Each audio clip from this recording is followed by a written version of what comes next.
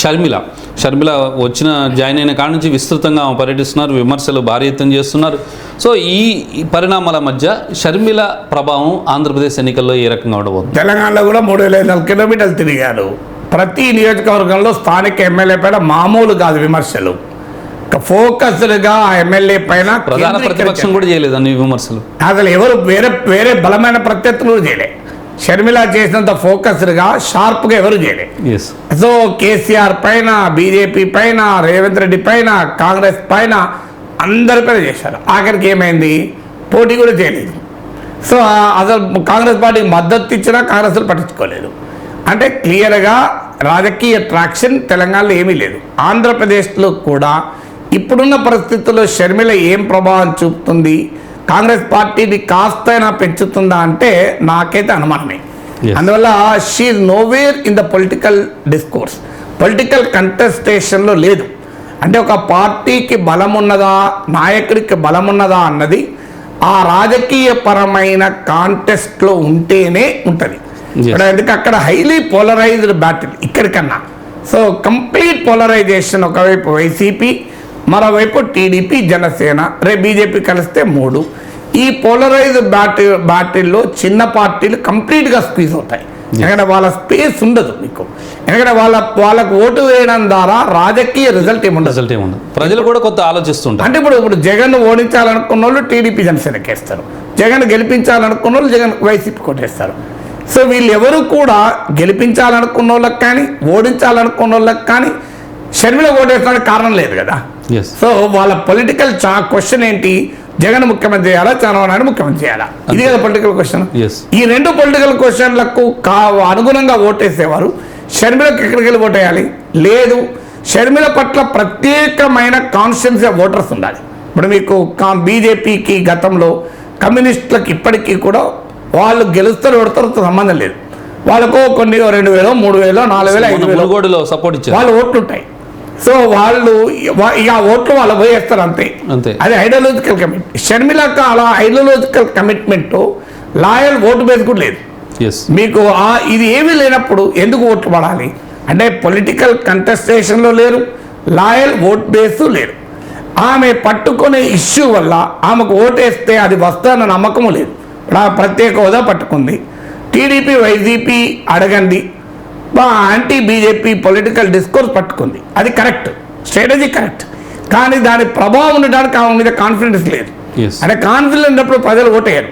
ప్రజలకు ఎప్పుడు కూడా ఓటేస్తానికి ఇది సాధ్యము అనుకున్నప్పుడు ఓటేస్తారు. ఇప్పుడు మీకు తెలంగాణ ఉద్యమానికి ప్రజల్లో భావన ఉన్నా టీఆర్ఎస్ వచ్చి ఇది సాధ్యం చేస్తున్న భావన వచ్చేదాకా ఓట్లు ఆడేదంటారు మీకు. అందువల్ల ఎప్పుడు కూడా ఒక అభిమానులు ఉండడం వేరు, ఓటు వేరు.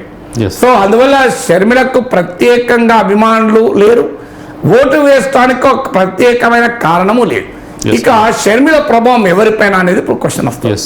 అంటే ఆ మేరకైనా, ఎందుకంటే ఒక 1 or 2%, 3% ఓటింగ్ ఉన్న సంథింగ్ టు బి వాచ్డ్ ఏంటంటే ఆమె జగన్ పైనే వ్యతిరేకంగా క్యాంపెయిన్ చేస్తుంది. ఎక్కడా చంద్రబాబు నాయుడు ఒక్క మాట అనదు. అప్పుడు మరి ఆమె ఎవరు ఓటు తెచ్చుకుంటుంది? ఆమె వైఎస్ రాజశేఖర రెడ్డి అభిమానుల ఓటు తెచ్చుకోవాలా, లేదా జగన్ వ్యతిరేక ఓట్లు తెచ్చుకోవాలా? ఆమె పొలిటికల్ స్లోగన్ ఏమో రాజశేఖర రెడ్డి బిడ్డ, ఆమె పొలిటికల్ అటాక్ ఏమో కేవలం జగన్ పైన. రాజశేఖర రెడ్డి బిడ్డ అనుకున్నప్పుడు ఆమెకు రాజశేఖర రెడ్డి అభిమాన ఓటర్లే రావాలి. ఆ అభిమాన ఓటర్లు చంద్రబాబు నాయుడు ఒక్క మాట అనుకుంటే ఓటేస్తారా? సో ఇవాళ షర్మిల గనక చెప్పినట్లు జగన్ తక్షణం తీసేస్తే ఎవరు అధికారంలోకి వస్తారు? షర్మిల రాదు. సో చంద్రబాబు నాయుడు అధికారంలోకి వస్తాడు. అందువల్ల రాజశేఖర రెడ్డి అభిమానులే తన ఓటింగ్ అనుకున్నప్పుడు రాజశేఖర రెడ్డి అభిమానులు ఆలోచిస్తారా లేదా? షర్మిలకు ఓటేస్తే చంద్రబాబు ముఖ్యమంత్రి అవుతాడు. జగన్ మీద కోపం ఉండొచ్చు వాళ్ళకు ఒకవేళ ఉంటే, కానీ జగన్ మీద కోపం ఉన్నప్పుడు షర్మిల సీఎం అవుతారనుకుంటే సంతోషపడతారు. కానీ చంద్రబాబు నాయుడు సీఎం అయ్యేస్తే ఓటేయరు కదా. అంటే జరగబోయే పరిణామం కూడా ఏంటంటే నా అంచనా జగన్కు అనుకూల కన్సాలిడేషన్ అయినా ఆశ్చర్యపడాల్సింది లేదు. ఎందుకంటే షర్మిల చీల్చేది యాంటీ ఇన్కంబెన్సీ ఓట్ అయితే అది అడ్వాంటేజ్ వైసీపీకే అవుతుంది కదా. అది ఖచ్చితంగా షర్మిల చీల్చేది యాంటీ ఇన్కంబెన్సీ ఓటే అవుతుంది. ఎందుకంటే ఆమె జగన్ తప్ప చంద్రబాబు నాయుడు ఒక్క మాట అంటలేదు. ఎవరైనా కొంత గొప్ప వస్తే యాంటీ జగన్ ఓటే రావాలి. ఆమెకు తోడుగా ఇప్పుడు కమ్యూనిస్టులు కూడా వచ్చారు. అందువల్ల రేపు షర్మిల ప్లస్ లెఫ్ట్ వీళ్ళు ఎవరు ఓటు తీసుకుంటారు? ప్రో జగన్ ఓటు తీసుకోరు కదా. సో జగన్ ముఖ్యమంత్రిగా ఉన్నాడు. సో ప్రో జగన్ ఓటు తీసుకునే అవకాశమే లేదు. యాంటీ జగన్ ఓటు వీళ్ళు ఎంత స్ప్లిట్ చేసినా అది వైఎస్ఆర్ కాంగ్రెస్కు అడిషనల్గా అడ్వాంటేజ్ కావచ్చు. ఇంకో రెండో డైమెన్షన్ కూడా ఉంటుంది. ఎప్పుడైతే షర్మిల వచ్చి రాజశేఖర్ రెడ్డి అనుకూల ఓటును చీల్చడానికి ప్రయత్నం చేస్తే అది జగన్కు అనుకూల కన్సాలిడేషన్ కూడా దారితీయచ్చు.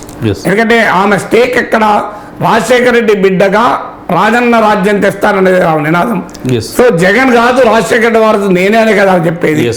అలా అయినప్పుడు ఏమవుతుందంటే ఈమె పొలిటికల్ కాంటెస్ట్లో క్లియర్గా జగన్ను ఓడించాలి అనే లక్ష్యంతో మాత్రమే పనిచేస్తున్నప్పుడు ఆమె తనను గెలిపించాలని ఆమె చెప్పినా ఆమె పోటీలో లేనప్పుడు జగన్ ఓడిపోతే చంద్రబాబు నాయుడే లాభపడేటప్పుడు రాజశేఖర రెడ్డి అనుకూల ఓటింగ్ అంతా ఎంతో కొంత అసంతృప్తి ఉన్నా కూడా జగన్ అనుకూల కన్సాలిడేషన్ కావచ్చు. అంటే షర్మిల వల్ల anti YCP vote anti incumbency vote చీలి జగన్కు లాభం కావచ్చు. జగన్ అనుకూల ఓటు కన్సాలిడేట్ కూడా జగన్కు లాభం అయ్యే అవకాశం కనబడుతుంది. ఈ రెండిట్లో ఏం జరిగినా షర్మిలకైతే లాభం ఉంటుందా అనేది అనుమానమే లేదు.